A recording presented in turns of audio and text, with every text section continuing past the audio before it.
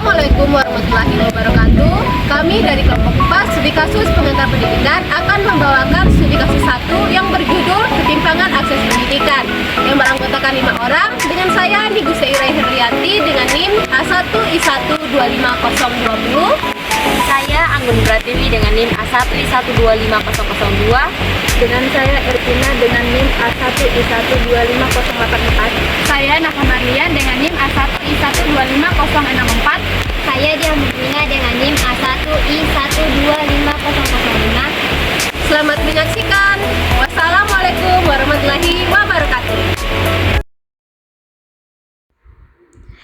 Di sebuah desa terpencil di Nusa Tenggara Timur, banyak anak-anak tidak dapat melanjutkan sekolah ke jenjang SMP karena jarak sekolah yang jauh lebih dari 10 km dan keterbatasan transportasi. Pemerintah telah menyediakan program sekolah satu atap, namun tenaga pendidik yang tersedia terbatas dan tidak semua guru memiliki kualifikasi S1.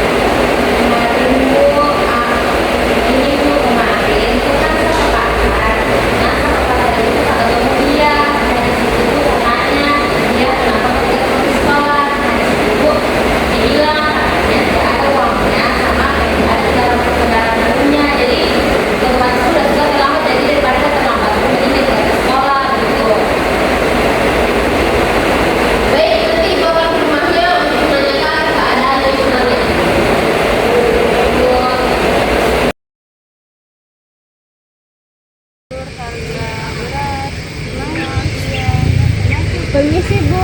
Bu Ayu, mau kemana Bu? Saya ingin mencari orang tua dari Diah Mukmina Bu. Oh, kebetulan saya ibunya. Oh iya Bu. Begini Bu, ada masalah yang ingin saya bicarakan tentang dia di sekolah Bu. Apa bisa? Bisa Bu. Mungkin kalau kita bicara lebih enaknya duduk Bu Ayu. Terima kasih Bu Ratu. Ada masalah apa ya sama anak saya Bu? Begini Bu, dia itu sudah 2 hari tidak masuk sekolah dan kalau ke sekolah itu terlambat terus Bu. Kira-kira apa ya kendalanya sebagai orang tua? Oh iya maaf Bu, soalnya dia Mukmina juga mengeluh karena jarak dari rumah ke sekolah itu sangat jauh. Terus kami juga tidak memiliki ongkos yang cukup untuk transportasi dari rumah ke sekolah Bu. Oh seperti itu ya Bu. Kira-kira bagaimana ya agar Diah Mukmina ini kembali ke sekolah dan tidak mengeluh Bu? Bagaimana ya kira-kira untuk mengatasi masalah ini? Mungkin kita bisa usulkan ke pemerintah agar bisa membuat rumah singgah untuk anak-anak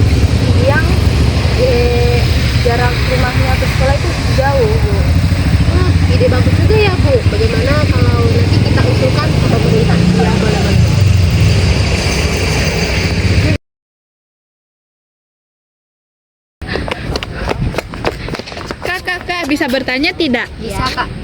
Bagaimana pandangan kakak terhadap kondisi studi kasus 1 berdasarkan tujuan pendidikan nasional? Nah, menurut pandangan saya, kondisi tersebut berlawanan dengan tujuan pendidikan nasional yang menekankan bahwa pemerataan kesempatan belajar dan pengembangan potensi peserta didik secara optimal. Nah, kemudian pada video tersebut menunjukkan adanya ketimpangan aspek, yaitu jarak sekolah yang cukup jauh, kemudian minimnya tenaga pendidik, serta fasilitas sekolah yang tidak memadai. Hal ini menunjukkan bahwa hak dasar seorang anak untuk mendapatkan pendidikan belum terpenuhi sepenuhnya. Jadi, pendidikan seharusnya dapat diakses oleh semua warga negara tanpa memandang letak geografis dan kondisi ekonomi. Kak, boleh bertanya tidak? Boleh. Jadi pertanyaan saya, faktor apa saja yang memengaruhi ketimpangan akses pendidikan di daerah tersebut pada studi kasus 1? Jadi, ada beberapa faktor yang mempengaruhi ketimpangan akses pendidikan. Yang pertama, faktor geografis, di mana jarak rumah dengan sekolah sangat jauh, kondisi jalan yang sulit ditembus, dan minimnya alat transportasi. Selanjutnya, faktor sosial budaya. Pendidikan belum menjadi prioritas utama bagi beberapa orang tua. Faktor selanjutnya adalah faktor ekonomi. Yang pertama, banyak dari orang tua yang kurang mampu untuk membiayai ongkos transportasi bagi anak mereka dari rumah hingga ke sekolah. Dan yang kedua adalah anak-anak lebih memilih untuk bekerja, membantu orang tua, tidak lain dan tidak bukan untuk meningkatkan perekonomian mereka. Faktor yang terakhir adalah kurangnya pemerataan guru. Pada daerah-daerah terpencil, faktanya saat ini masih kurang tenaga pendidik atau guru di sekolah-sekolah. Kakak, mau tanya dong. Solusi apa yang dapat dilakukan oleh pemerintah daerah dan masyarakat untuk meningkatkan akses pendidikan?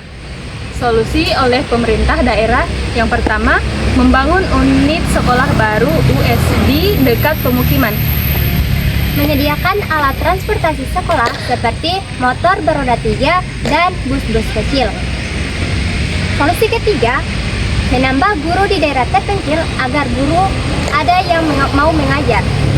Baik, solusi yang keempat adalah program beasiswa dan juga bantuan pendidikan dari pemerintah untuk anak-anak yang kurang mampu.